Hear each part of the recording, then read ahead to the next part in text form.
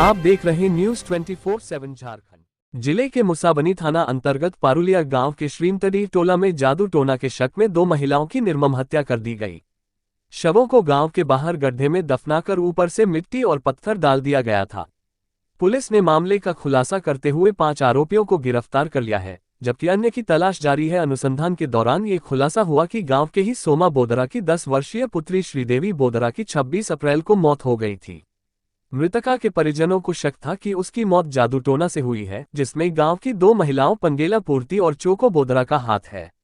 इसी शक के आधार पर गांव के कुछ लोगों ने मिलकर दोनों महिलाओं की हत्या की साजिश रची और 14 मई की शाम करीब 7 बजे गांव वालों ने पंगेला पूर्ति के घर के पास दोनों महिलाओं का गला दबाकर हत्या कर दी। इसके बाद शवों को गांव से करीब 500 मीटर दूर एक गड्ढे में दफना दिया गया और ऊपर से मिट्टी और पत्थर डालकर उसे छिपाने का प्रयास किया गया।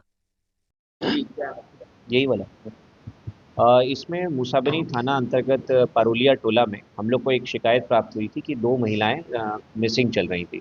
तो उसी के क्रम में जब हम लोगों ने जांच पड़ताल करने का प्रयास किया तो ये पता लगा कि उन महिलाओं की हत्या कर दी गई है।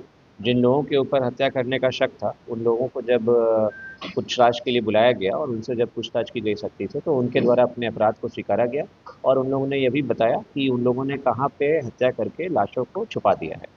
तो उसी क्रम में हम लोगों ने जांच दल का गठन करके प्रॉपर वीडियोग्राफी फोटोग्राफी सब करा करके जब वहाँ पे मजिस्ट्रेट के समक्ष उस जगह की तलाशी ली तो वहाँ पे हम लोगों को दिखा कि कुछ एक हिस्सा था ज़मीन का जहाँ पे कि फ्रेशली जैसे मिट्टी आप कोड़ते हैं उस तरह का कुछ इनपुट्स थे और वहाँ पे पत्थर भी कुछ रखे हुए थे। तो वहाँ पे हम लोगों ने जब खुदाई करवाई तो वहाँ पे हम लोगों को 2 महिलाओं की लाश मिली और उसके क्रम में फिर वो महिलाओं की लाश को लेकर के हम लोग ने फर्दर पोस्टमार्टम के लिए भेज दिया।